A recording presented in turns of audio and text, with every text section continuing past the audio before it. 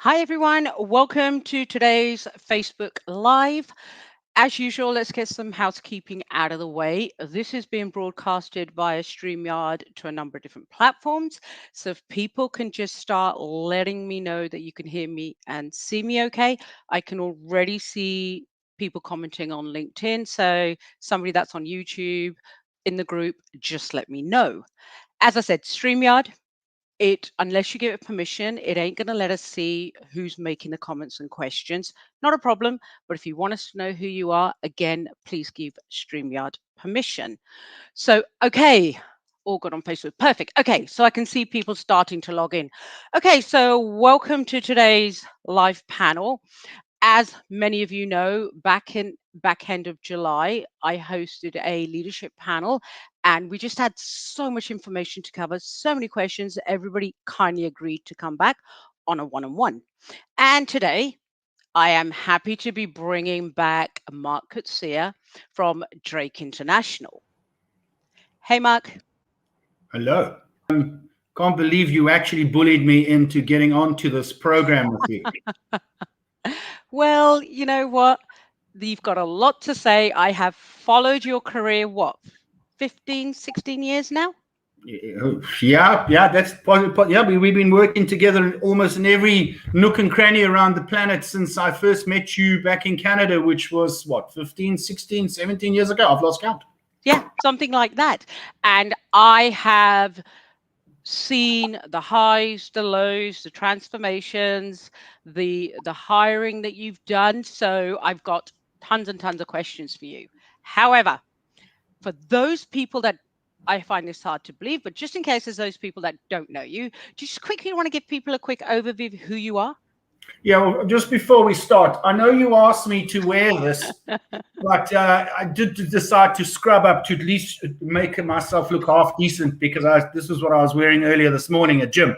But yeah, so who am I? Firstly, I just want to preface, and here's always my disclaimer, is that anything that I share on this platform today is my personal views. They are not endorsed and sponsored by previous employers or current employer. This is a PG rating 21 show without question. That's important to realize and it's maybe slightly controversial. So, okay, very, very briefly, who am I? So, I guess to paint the picture of and we're going to discuss a little bit about leadership today, is my understanding, a whole raft of questions about leadership and so on, is I think it's important to paint a picture of where I come from. Because as I've traveled around the world working, there seems to be a misconception initially that people think I come from a wealthy family and I went to university and had the proverbial golden spoon up my backside to get going. And it's the absolute opposite. I was the kid who came from the wrong side of the tracks. I come from a small town that was rooted in the mining industry way back in the day when they discovered gold in South Africa. So my father and my grandparents all worked in the mining industry, rough and ready. And mum was the one in our household that was putting food on the table because dad preferred to swim in the bottom of a brandy bottle. So pretty much a rough childhood. And to put it into context, I was the kid at school that went to steal the jumpers or jerseys, as we call them in South Africa, from the lost property box at wintertime because mum simply didn't have enough money to buy us stuff. And I remember as a kid, once for about 4 months, wearing 2 different pairs of shoes. A different shoe on each foot because I had to get them out of the lost property box because my shoes were worn through. I know we all have a story to tell, but I think that's important for people to realize that's where I come from. It was a tough start. Didn't go to university. I got drafted into the military at a young age, came out the military and literally had no idea what I was going to do. I was not a good boy at school. I loved sport. And every year of high school, I went to a different school. Let's just say I enjoyed meeting people. And that's a conversation for another day. And coming out of the military, I was literally home for a few days, and dad said to me, you need to have a job by the end of today, otherwise you're out on the street. And my dad, being 6'5", about 250 pounds, when he said something, he meant it.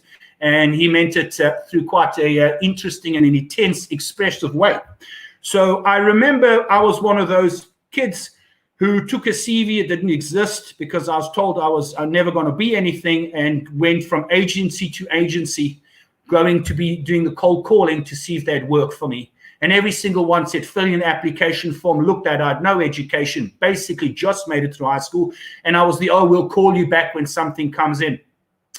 And I remember late that same afternoon, I thought, well, I'm going to be sleeping out on the street tonight. Which girlfriends can I call that will put me up for the night? Anyway, went to the last recruitment agency called Emmanuel's Personnel. And I walked in there and they asked me to do all these maths tests and spelling tests that we had to do. And I have to tell I was useless at all of that. And I basically flipped my lid and used a few expletives and was on the way marching out thinking, oh, well, I'm out on the street tonight. It is what it is. An old lady came from, I was a mature lady, came from behind the curtain, so to speak, and called me into the office. I thought, she's going to give me a bollocking. She was, bless her soul, was Mrs. Emmanuel, the owner of the company. She had heard me losing it, sat me down and gave me a mouthful for the bad language I was using, spent time with me and said, what do you want to do? I said, I'll do anything. I need a job. She said, right, how quickly can you go and meet my partner? I said, I can go now. So took the bus, went to see her partner, which was a woman by the name of Litsa Roussos, all 5'1" on heels, Greek, Cypriot, I beg your pardon. Sat me down, asked me a few questions, and gave me a look up and down. I thought, oh, here we go, got no chance. She said, let me take you into the boardroom. So I said, okay, fine. So she gave me the yellow pages and said, I want you to pick up the phone. And she gave me a whole stack of a candidate application form. And I'll get to the point very briefly now. So she said, you have the yellow pages, take that candidate application form, read through it. I want you to pick up the phone and see if you can get the candidate interview. I said, I have no idea what I'm doing. I've had no training. What are we talking about? What was she testing to see if I was prepared to truly do anything? So I did pick up the phone. I just called numbers at random. It was for a legal secretary. And I was absolutely cracked without question. Put down the phone. I thought, well, I've absolutely blown this. So she said to me, you start tomorrow.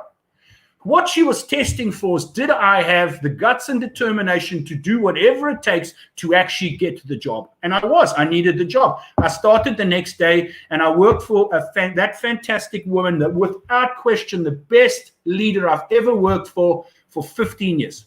That's how I got into this industry, purely by accident. Since then, I've been fortunate enough to have grown and developed to have had the privilege of leading teams, working with teams on 5 different continents, working in a whole range of types of businesses. And so the guy who came from the wrong side of the track with no degree, no education, who loved sport, music is my salvation, I'm a bit of a heavy metal fan, is not done too bad, actually. And here I am on a call with you today. Yeah, I'm glad people have heard the story, right? Because I think it does shape who we are. And the interesting part is, the reason I was like, keep the shirt on, was I want to talk today about kind of like that rebel leadership, right? Which you kind of harness really well. So I got my first question for you is, we now know how you got into the industry. And you did just briefly mention one of the leaders that you started working with. But who are some of the most memorable leaders that you've actually worked for, and why? Why do they stick out for you? Litsa Roussos, to this day, is still a mentor of mine. And she's the one who gave this kid a chance. And very quickly could see that I had the potential, and boy, oh boy, she is no nonsense, right? 5'1" on heels, and I'm probably insulting her. It's probably more like 5'3", but as tough as they come. And she came from a tough background too. Her father and mum left Cyprus during the Cypriot-Turkish War, came across on a boat to South Africa, couldn't speak a word of English, and a typical Cypriot or / Greek immigrant started his own business from scratch. So Litsa came from nothing and built that Emmanuel's business into a massive business that we all collectively then on-sold to holding company. But what did I learn from Litsa is that, and I have many sayings, people who've worked with me, and note I say, people do not work for me, people work with me. That leaders about this, people work for me, just drives me insane. Right? People work with people, not for people. Working with Litsa, she taught me something very important. She said to me, you are going to go far because you want to go far. She said, you got to push yourself and keep on pushing yourself. But she said, never forget the small people. Never forget the small people. And what did she mean by never forgetting the small people? Is that further up the ladder as we go as leaders, the people below us, I hate the term, but it's a fact, it's perceived they're below us, seem further and further away. In other words, they look smaller. And we start to lose touch with those people. And I learned that lesson from her. It's no matter how big the business is that you're running or how high up you go in the organization, never forget about the small people, because you were one of those small people once yourself. And if you live by that, that's how you, the fundamental action that helps transform a business, because as a leader, you truly show that people come first, no matter what position they're in. That's from the receptionist to the cleaner, to the admin person, to the recruiter. You make sure that you never forget those people and give them support. So that's one of the lessons I learned from her. I also worked for a phenomenal woman by the name of Gayleen Baxter. I mean, it's amazing. Two of my best leaders have been females, funny enough. Gayleen Baxter, another phenomenal woman. I think she started out in tech as a computer programmer, and then, as some people do, then hybridized herself and fell into the recruitment business. And another superb leader. And it was about putting the people first. Is that she would absolutely go to war for her people, no matter how big the mistake was that they made, because it was on her watch.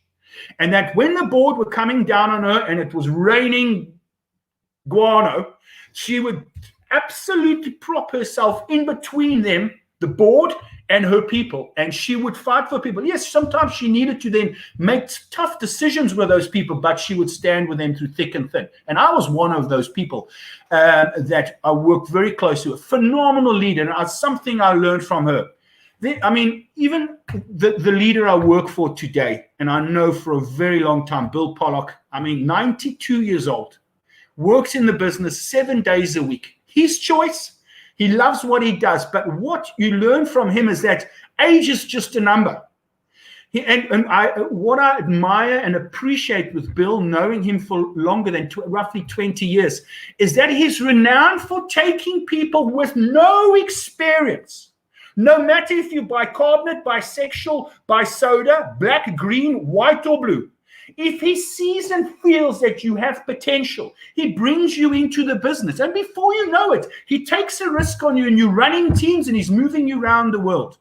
There's not enough of that happening in business today. I learned that and watched him do that many, many years ago. And it's something that I've always believed in, is using those leadership traits. So in summary, Litsa Roussos, never forget the small people.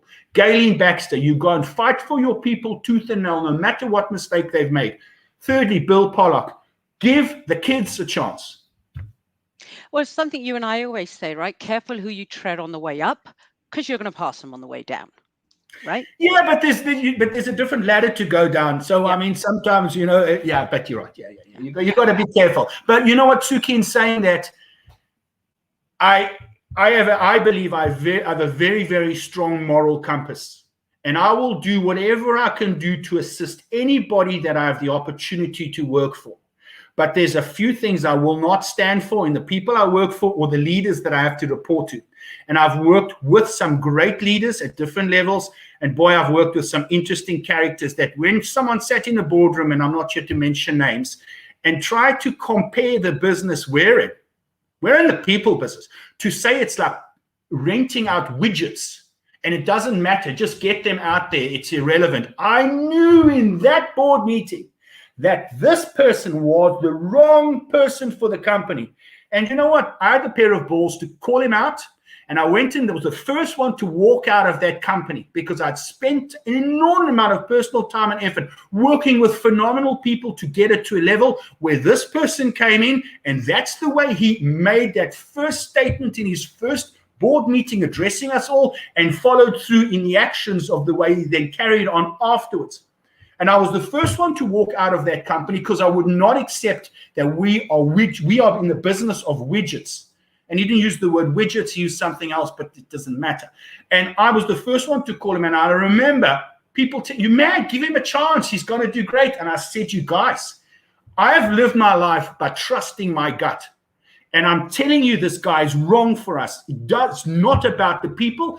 And this is the thing I've learned about certain leaders. When it's all about self-enrichment and hiding in the boardroom, not baking, and Bev White was phenomenal in her chat. And she said great leaders are about being accessible and visible. That person wasn't. He never went out into the field. Didn't know. Didn't have a clue what was going on. But earned the fat cat salary, had a job to do, and it wasn't about the people. So I packed my bags. I had no job, and I walked. And you know what? And everyone said, you should have given him a chance. I said, absolutely not. And I watched that house of cards collapse. And not one, not two, but 20 to 30 to 40 people would call me over the years all around the world to say, you know what, MC? My nickname, MC, you were right. It's the house of cards have collapsed. And I said, yeah. So as much as I've learned some great stuff from leaders, I've also learned stuff of what not to do when you're growing and transforming a business. And there's an example. Yeah. One of the things I've watched over these number of years and in the different companies you've been at, regions, turnaround, startups, and all the rest of it, is you definitely do live and die by that.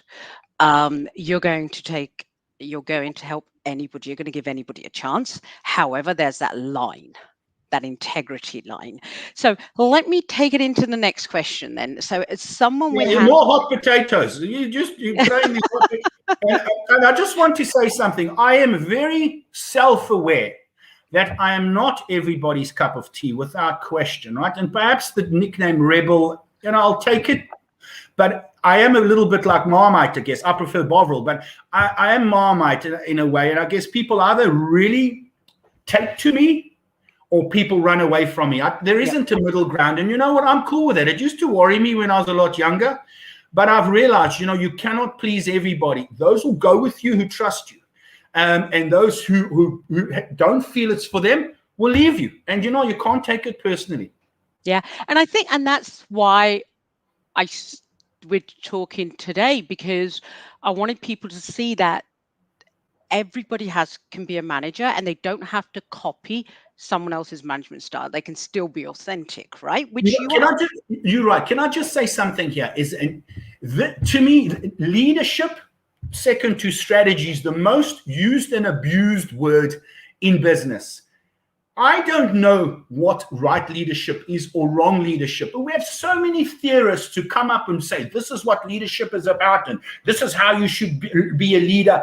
You know what? It's an exercise of trial and error on a daily basis, but at least try and lead. Figure your way out. Because you know what? There's so many people who get given the titles of managers and leaders, and I call them armchair generals as a favorite, when they have this, what I call the rocking chair situation.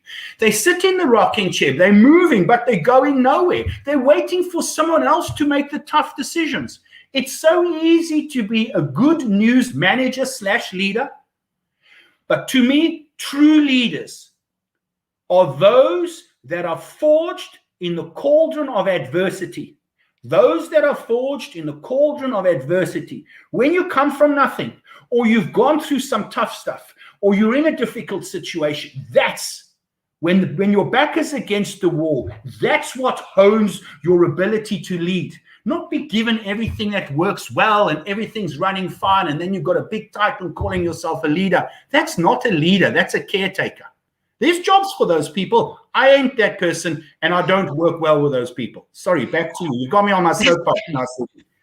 But we've seen a lot of that leadership style come out over the last couple of years, right? Especially with the pandemic, the number of people just in our industry who have rung up, and we've talked about that dictator leadership style, right? So armchair generals. I remember beginning of the pandemic, company here in Canada, and the leader was just saying, make more calls. There's another one that was using the phrase, just choke them. Well, and yet they weren't making sales calls themselves, right? So let me ask you this. As someone with hands-on experience in business transformation, you'd agree that changes at leadership level can be important as part of driving change in the overall business. What are some of the factors that drive your decision making around reshuffling leadership teams in the context of business change, but also what informs the decision to hire outside talent into leadership roles and then ensure that they're successful. Do you get all that? Yeah, it's a tricky one because every turnaround or every growth gig has its differences. So I'm going to digress a little bit, but I'll get to your answer.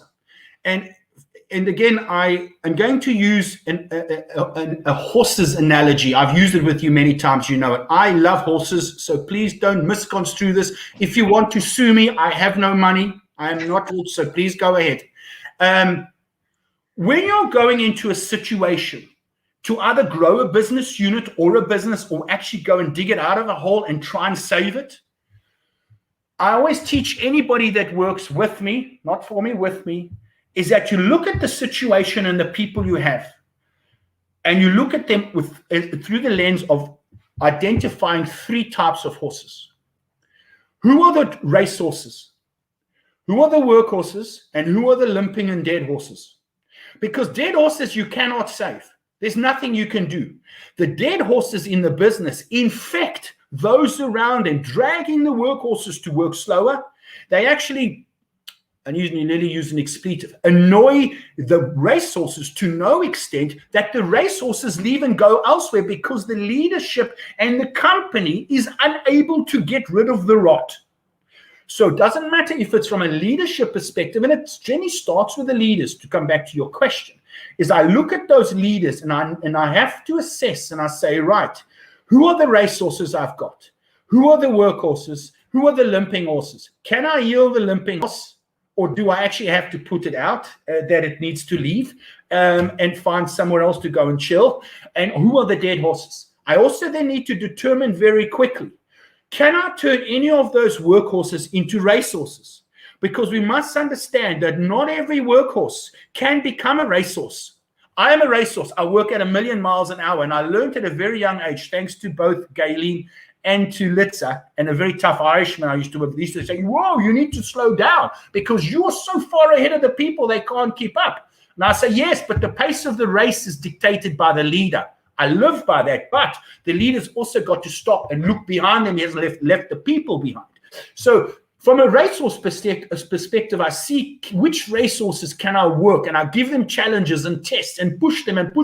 But I don't, and I do my level best not to break them, because in every business, you need a mix of racehorses, because they run fast, do lots of stuff, make lots of mistakes, because they're irrational, they take risks, they're risk takers. You need those. You cannot just have those. You've got to have the workhorses too that keep the balance, because they're consistent. They come to work every day. So what if they only come to work and start at 8 o'clock and clock off at 5 o'clock? But during that time, they've put in a hard shift. They've done your job. You need that mix. What you've got to identify then is which ones can you move into different roles or keep as a racehorse, and which ones do you need to replace?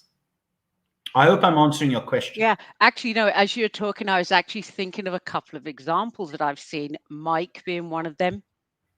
Yeah, and this is the thing with when you're looking at the leaders in a business. And Suki, you've walked a long road with me. I've seen so much good stuff around the planet that I've worked. And I've seen such frightening stuff. How people have been treated. It's just unbelievable. And I mean, if I have to share what I've seen, especially the negatives, people would think I'm making this stuff up.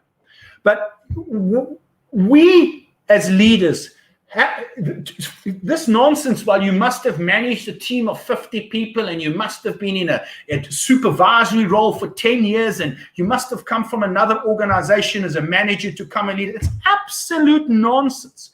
It's about identifying the potential in the person and giving the person a chance.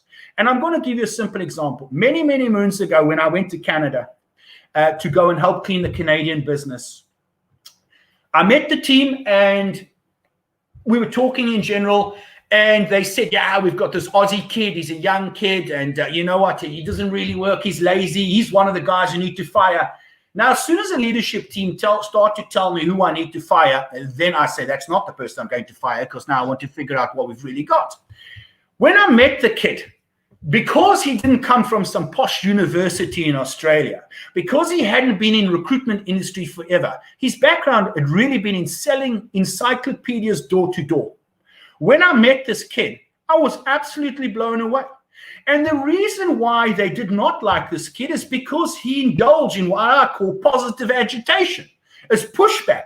He challenges. He wants to learn. He asks questions. So I took that kid under my wing and worked with him. And his name is Michael McGrath. And let me tell you, by the time I left Canada, he was still very, and he's not that young anymore, was literally running that Canadian business. And there's somebody that they wanted to get rid of because he didn't want to play by their rules. Not on my watch. Not on my watch. What an amazing leader Mike is. Well, and there's many examples like that. So to come back to your question, it's not to do with background, experience, where you're from. It's what, if I look at identifying what potential that person's got and I give them little tests and you start to dial up the heat to see how they can take it. Michael, as an example, boy, gave me loads of pushback, and talk about cocky, eh? Oh, most managers would have said, shut up, sling your hook. But I enjoy that. I want the pushback because he's challenging, he's learning, because it pushes me to communicate better, for me to become more edgy in my thinking. He's opening up my mind to think differently. But you know what? I love an author by the name of John Maxwell. And if anybody hasn't read the book, 21 Irrefutable Laws of Leadership, you go through those. But there's one that says great leaders are teachable. And you've got to be open to be learning. And here's a young kid like Michael who wanted to grow and succeed and prove people wrong. And the number one success ingredient that this kid had was his eagerness to learn. He was teachable.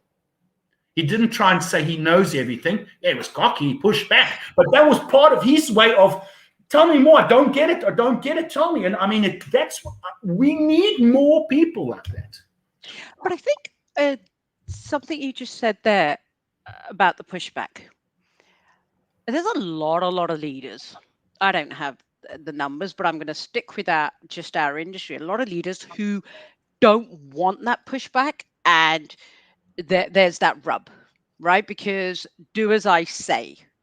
Don't ask questions, just go out and do it. And I think that's one of the reasons you have been such a refreshing leadership style, certainly from the perspective where I'm sitting, and in Michael's case, other companies that you've worked at. But that's also the reason why, and these are my words, there's going to be that leadership rub where your peers, your colleagues, your line manager and things like that don't have that type of leadership style. So not only is it creating friction and get rid of somebody that they think you should get rid of, and you're saying no, but your style is also very different around the boardroom table. Yes, I mean, look, I have to chameleonize myself, and I'll give you another example. I mean, you can imagine with me as a South African, we're known for being gregarious and loud. I mean, too many years of listening to heavy metal, I think that's why I'm half deaf. But I use with my hands. I'm an emotional, passionate dude. I always have been, and I always will be. But I remember going to Canada, and this is another thing I learned from Bill Pollock. He basically said to me, not sure the Canadians are going to take to you. And boy, he was right. Because my first few meetings with the Canadians, they were just like, what is this? But it's very smart. So he sent me to see a business coach. And the first thing, I actually went through three. The first two just couldn't handle me. But the third one, actually, in fact, was a Jamaican woman. I'll never forget. And she said to me, I'm going to give you some coaching. All you got to do is, initially, when you're going to meetings with people who don't, sit on your hands for a starter. And secondly, introduce yourself. I am Mark Coetzee. I'm from South Africa. Most Canadians know South Africans. They know what we like. And when I used to open the meeting by changing my demeanor, by sitting on my hands, as you can imagine, it's very difficult for me, and saying, good morning, nice to meet everybody. Just to start off, do the introductions, blah, blah. I'm Mark Coetzee, and I'm from South Africa. You'd say, here we go. We know what we're in for. So you need to be able to chameleonize yourself, not just from maybe a boardroom meeting perspective, dealing with the people, but also when you're working with different cultures around the world. And that's something which has been very exciting for me, to test myself. Do I have the ability to chameleonize myself to be winning those people over by showing respect for their culture, for who they are. And I think I did a pretty good job in Canada, and I'll use the Philippines as an example. So I'm 6'5", also 250 pounds, not exactly the smallest guy around, right?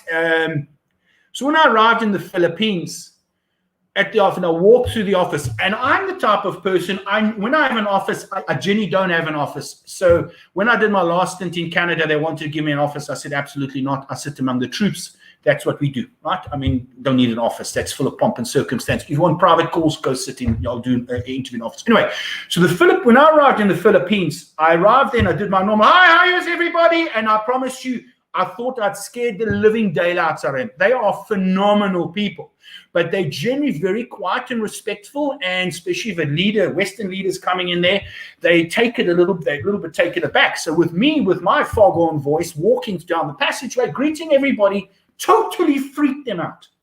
So I quickly realized that culturally I've just made a boo-boo. So for the first trip, I would come in the morning, greet them, and I would leave and go and work from the hotel. Can you believe it? For the rest of the day, for them to relax and calm down, because I could feel they were so stressed that I was there, even though I was relaxed and being the normal me. And over time, I started to tone it down slightly, and they got to know me. And now, when I arrive, they're the ones who run up to me. Hi, how are you doing? And it takes time to learn to adapt, but you have to take all of that into account. Sorry, I've got totally off track. No, I'm laughing because I remember the first time you met my Canadian team. Oh, really? Right? What happened? I can't remember. Remember Dave's reaction at Eric and that?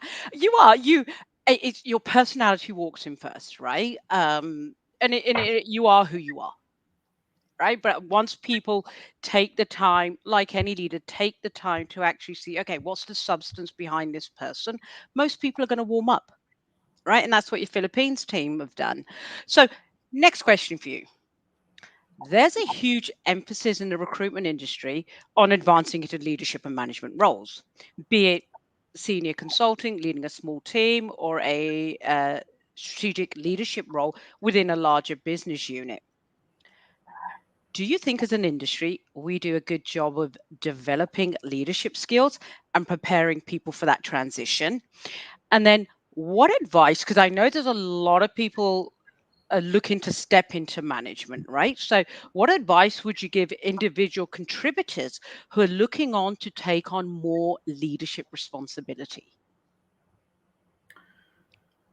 Firstly, to answer your question, is the industry doing a good job in terms of assisting juniors, let's call them juniors if I may, into transitioning to be business unit leaders, almost strategic senior level leaders?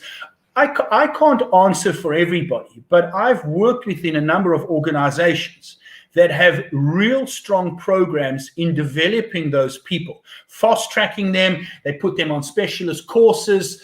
And I'll give you an example. And we've got to looking at the leaders of the future. And again, it's giving the kids a chance. When I worked for an awesome company in Texas called Swift, had a fantastic time. I had on the whole, a great bunch of people. We had some tough times there, but we put together an idea that we needed to find new blood as opposed to just recycling everyone else's recruiters and managers. We would bring those people in, but it just didn't have the Swifty culture. They struggled to embrace the passion and what made that organization so special. So I came up with an idea of what I call the Young Guns program, as we put out an intricate invitation to people who didn't have to have any recruitment experience. You could be of any color, any creed, bisexual, bicarbonate, but it doesn't matter. If you wanted to be in this industry and you were straight out of university or didn't even have a high school diploma, we wanted you to come and join us. And we got groups of people to come, and I stood up and spoke about where I'm from, how I got into this, what you can learn, what makes it exciting about this industry, but where do you want to go? It's not, you got a choice, either be a recruiter for life, and that's great, nothing wrong with that, or do you want to build teams? Do you want to grow? And some people just want to be recruiters, others wanted to be leaders. But putting that program together was a phenomenal success. And I saw the other day, Sarah Howren, who works at AirSwift, another young kid that I spent a lot of time working with. What an absolute gun of a gal. Absolute gun. They're still driving that program in Texas. I'm delighted for the company that they've kept that program going. So, internal programs to develop the folks at all levels are critical, without question, because there's no better people, ideally, than developing the people that are really inhaling your own culture, your beliefs by osmosis, than trying to bring in people externally from, dare I say, other agencies. There will always be a need for it. We do need those people. You're in that business, Suki. So I've got Yeah, I to was be going to say, I'm going to kick you off this call in a minute now. No, absolutely, you need them, but there needs to be a balance, because sometimes you do need somebody from another organization to come and show you a few more tricks and come and just to shake the tree a little bit. But we need to have dedicated programs, and there's not enough of those around, in my opinion. And just a second point is that those programs only work when the person at the top of the tree, okay, and I want to just quickly discuss this top of the tree thing, has absolute buy-in and belief and lives and breathes it, because otherwise it's just another fad. It's all talk, no action. The CEO doesn't really care. It's HR's problem. And then it's a problem. There is no follow through. The success is not there. You know what? The kids and the leaders of the future want to feel that the dude at the top or the woman at the top is investing and taking time and making themselves available and accessible to those juniors, those small people, as Litsa used to call them. But I think also there is, I mean, you're right. These programs are amazing. And yeah, if you look at Sarah, she's doing a phenomenal job. Her career has grown, and she's taken what she learned. But she had a great experience, good structure in the business, and so forth. But you also see a lot of these programs, and it's all about face fitting. So I just want to just touch on that bit, because there's still got to be that accountability factor.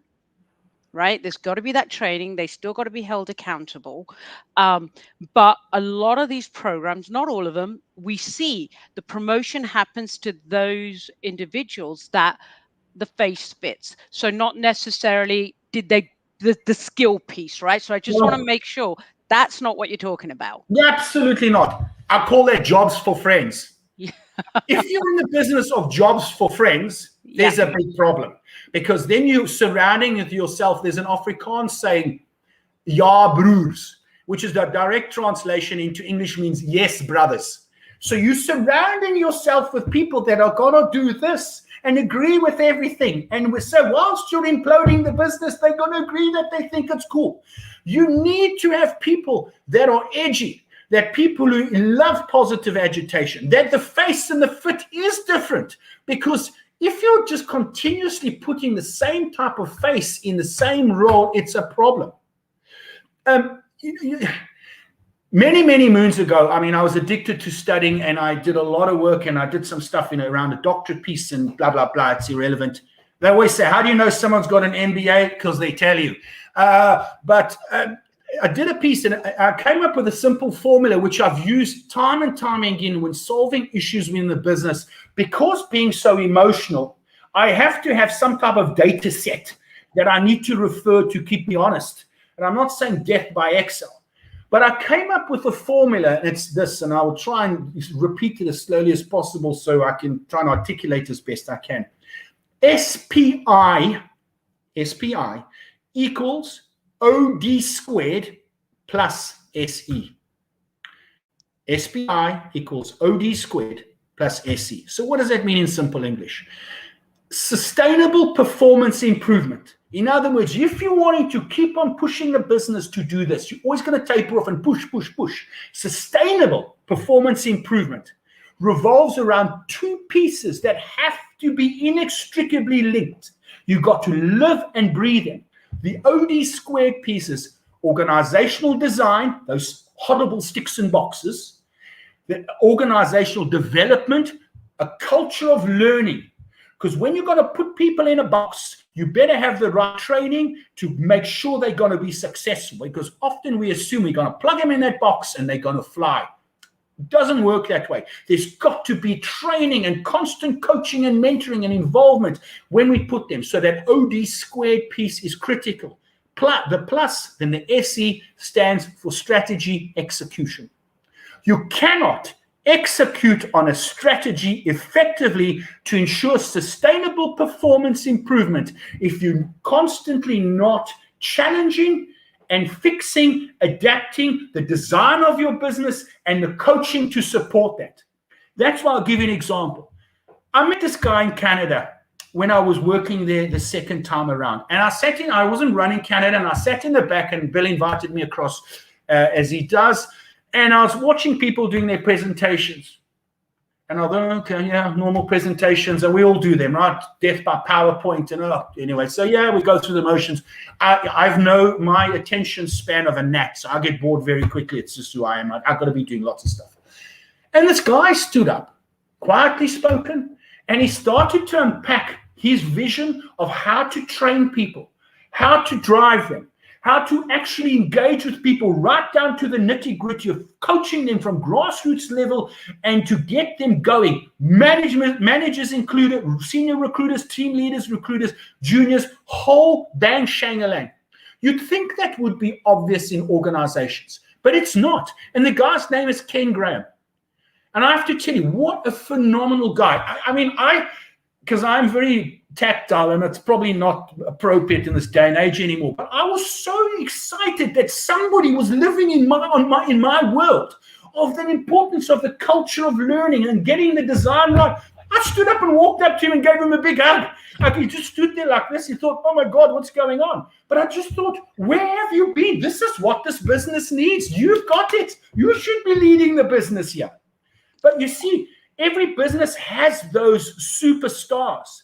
But often in business, they get pushed down. And I'm not saying Ken is being pushed down. I will misconstrue this, but I'm just seeing it often in business. When I go in to rescue a business or grow it, there are certain so-called leaders, armchair generals, who suppress people because they're pushing to do things differently. They're pushing things that are going to take effort and are going to take a bit of a grind, that are not all the nice things to do, which means those leaders are going to have to do some extra work and put in some extra hours. And why should they?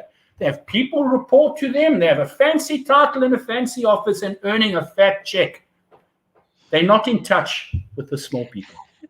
So I've got two questions for you based on what you've just said. Oh. Totally agree with everything. Now, what would you say to those individuals that are listening to you now, who are in that position, sort of like the Michael McGraths of this world, who have got a lot to offer, want to say a lot, have some great ideas because they're in the field, right? But management don't want to listen. Then you're in the wrong company. You're in the wrong company. Simply put, if you're a leader, you have a strong moral compass. You believe you know where you need to go. You know what you're doing is the right thing for the company. If the leader above you does not even give you the time of day to listen to the idea, to tease it out, to push you back, to challenge it, he or she may not accept what you're pushing, but you've got to give them the time to listen and be open-minded. And I've seen it where people are shot down before they've even presented their ideas. What happens is we kill the enthusiasm of the person. And then you wonder why you had a potential rock star and now he's become somebody sitting in the back of the auditorium, really disengaged and doesn't care, and definitely going to you to find another job. And then the leaders blame HR, they blame the company, they blame the industry, they blame the candidates, they blame the market, they blame COVID. No, the buck stops with you. You've got turnover for a reason, because you don't know what's going on in your business. And I just want to say something about turnover.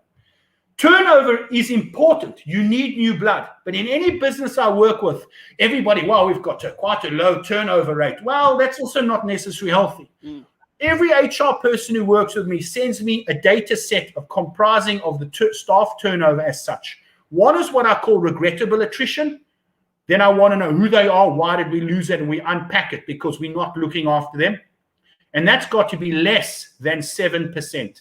Less than 7%. Then I want to know what is what I call is non-regrettable attrition, because not everybody cuts the mustard. We are not an industry for everybody. To me, that's got to be below 11%. And then and if it's more than that, and we've got people really voting with their feet and walking, then it's our problem. We're not recruiting properly. We're not training properly. Where's the leadership issue? What am I doing wrong? Am I not engaging with the people? We don't look after our people. We don't encourage them enough in general, and we have to, but it starts at the top.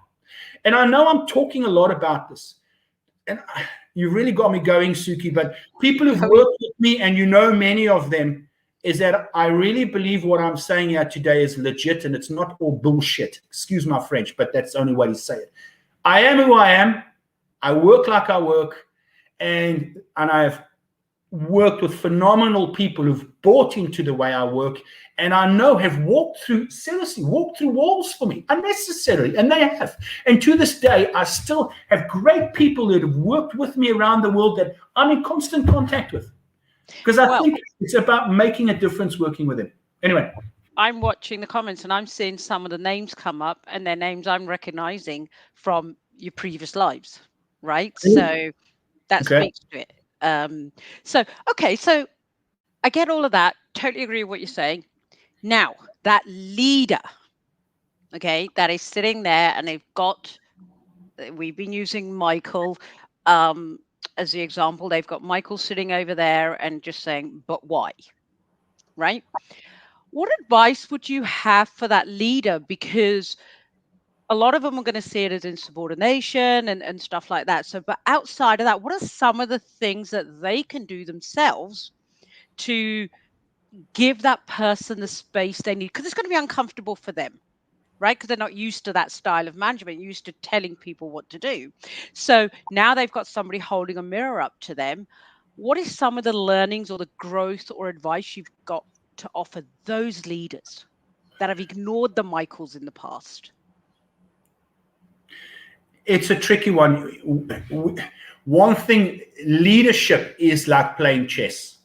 We all ultimately report to somebody, right? And as much as we all have our own personality and the way we deliver messages and the way we conduct ourselves, sometimes the way we package the message to get it through Parliament, as I would call it, you've got to play the game.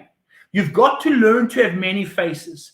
The smartest leaders who succeed, and I'm not saying being a devious politician, but sometimes to get something across the line. For example, the way I'm speaking today, if I'm trying to get a business proposition or an idea across to Bill Pollock,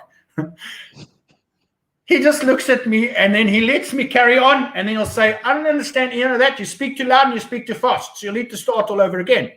And I learned that with him. He's right. So I've got to change the tone. Also be sharp to see what are the triggers that make that person you're talking with actually listen to what you've got to say. Because for example, let's use you and me. When you and I brainstorm ideas, and I often bounce an idea off you when feel like I'm losing the plot. You and a couple of people, the Michael McGrath, there's Amita Slabbert, there's the Tanya Quinns of the world, the Lyndall Pattersons of the world. When I talk to that crew, I call it, we talk in shorthand. Because I can say something, and before I'm finished the sentence, you know exactly what I'm thinking. You're already answering. We're on site. But not everyone can speak in shorthand. So if you're managing, it's called managing upward. It's the reality of the situation. You've got to learn to chameleonize yourself, never losing sight of who you are. Your moral compass is still absolutely on point, but delivering the message in a different way that the person who's inhaling that message inhales it in the way that they can understand it. Because they may only understand longhand and quiet spoken. Because not everyone is like a racehorse like us. Does it make sense? Yeah, no, totally. And like me today, I'm just like very mindful of it. Else, because if we were speaking the way we just bounce ideas, the audience would be like, what the hell are these two talking about? Right. So you're right. And also when I am talking to, it's funny you should say about Bill Pollock, because when I'm talking to Bill Pollock, I have to do exactly that. I have to be very, very mindful. I have to slow. I have to slow. So for me, I have to slow down so much that I'm just like, okay, how do you keep that authenticness coming out and get the point across, but also allow that person to process the information at their speed. 100%, because you know what? Often passion can be construed as arrogance Oh, by yeah. people. Yeah.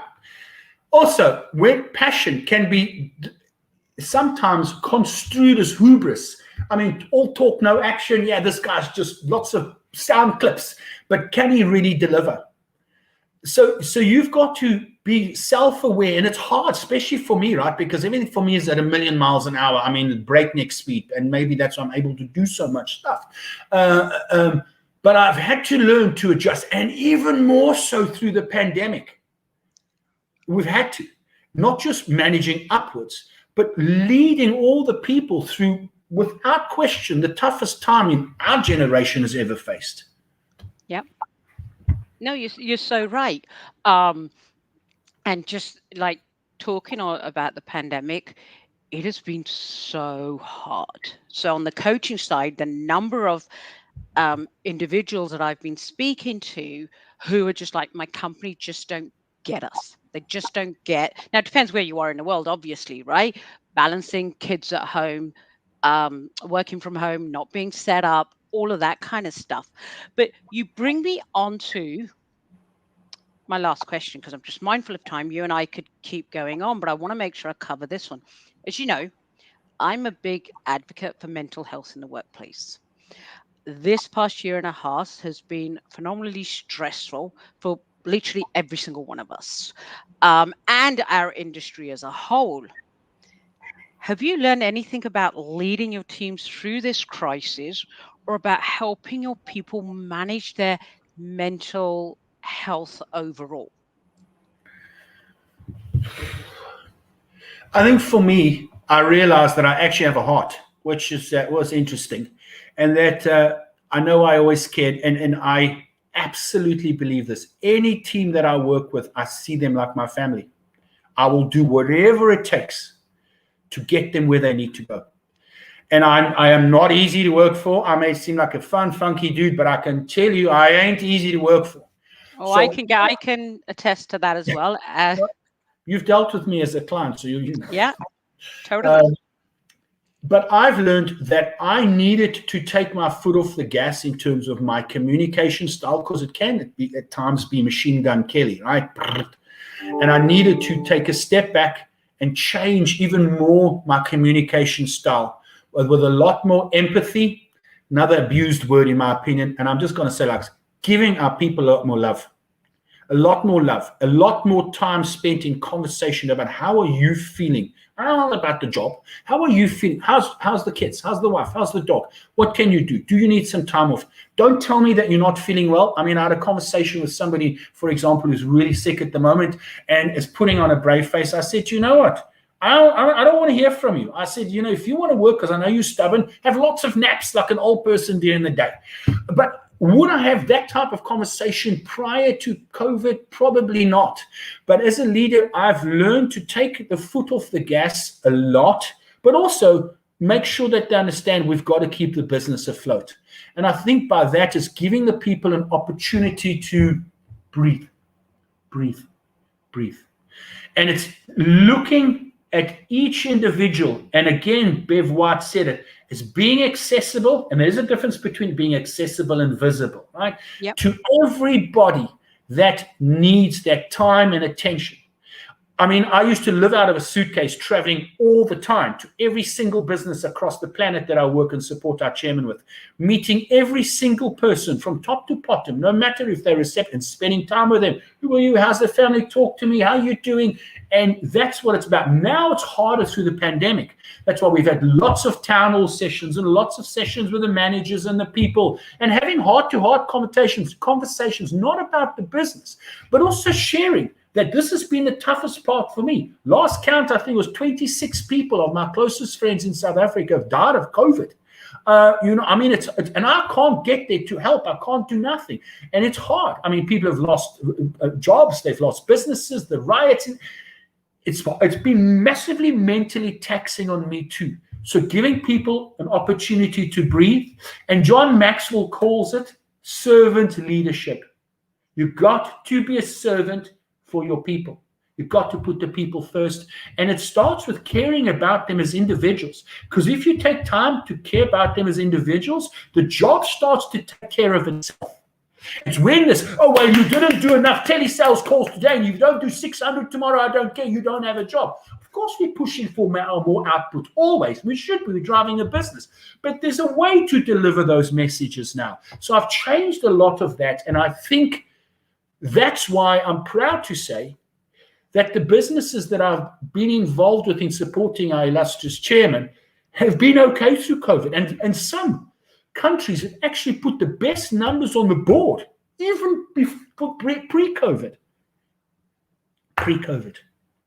Yeah, and it is. I think we've had to, because nobody taught any of us how to lead teams, companies, businesses through this global pandemic that we've seen. So it has been learning as you go along. But you hit the nail on the head earlier on when you were talking about the empathy piece and just asking them how they are.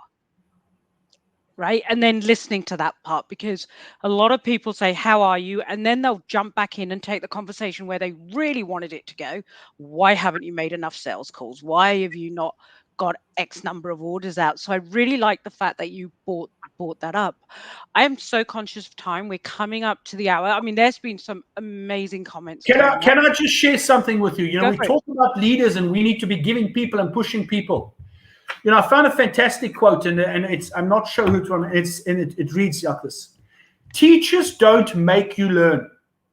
Trainers don't make you fit. Coaches don't make you rich. At some point, you have to realize that other people can help you, but your growth is your responsibility. And you know what? I realized that as a young kid. I had a choice of either becoming a nobody and a dropout and drug addict, who knows, growing up in that mining town, or I needed to get my shit together and get out of there and make something out of myself. And yes, I've had great leaders around me, but I do believe I've taken a whole chunk of responsibility for myself and to make it happen. And I think that's important for people to realize. We cannot just expect everyone around us to help us and grow and develop. The big part of that is taking your own responsibility. It is, because ultimately, at the end of the day, you can lead a horse to water, you can't make him drink, right? And nobody's going to care about your development more than you care about it yourself. Yeah, my saying is you can't take a horse to the water and make it think, because that's also a challenge. But go on. Yeah, that's so true, though, right? You know what, Mark? This has been brilliant. As you said, we can go on for another couple of hours, you and I. Last passing thoughts. Anything you want to end with? I just want to say, firstly, thank you for allowing me the stage. Suki, you know me well. I am not about self-promotion. To me, it's about the people and not me. And I do feel like today I've been on the stage a little bit, and I have to say it makes me feel massively awkward. And I just hope everybody found it worthwhile and I didn't upset anybody, insult anybody. And if I have, I apologize. I am known for my candor. I'm old now. I can't change. But I'm trying. Every day I'm trying to learn to do things a little bit different. It's been a fantastic session today, and thank you. Keep these things coming with the folks in the industry. We need it, right? You're doing a fantastic job. Thank you. And you're right. It is, you and I, we're not for everybody, right? And that's true. Yeah, true for the matter. And the way I done a video on this the other day, sometimes you have a reaction to somebody. So if anybody, here you go, audience, if anyone's had a reaction to Mark, some of the stuff Mark said, it's probably because, Mark, you've held a mirror up to them, right? So the question they need to ask themselves is, okay, why did Mark have such a reaction? Why am I having such a reaction? And ultimately, that's their problem at the end of the day. Okay, so if people want to get hold of you, what's that? Oh, I won't say it out loud. Okay. If people want to get hold of you, how do they do that? Guys, I'm happy to accept the LinkedIn invites. That's always easier. I mean, I'm absolutely snowed with emails, so I can't always stay on top of those. But I can assure you, send me a LinkedIn. I will absolutely accept it. And then you can ping me a message and we can find time to just bang a message back and forth. And if need be, we need to jump on a call. I'll make time. If you really need some help and advice, I will always help people as best I can. Thanks, Mark, ever so much for taking the time today and just being the authentic you and letting people see That is not a straitjacket leadership style. 100%.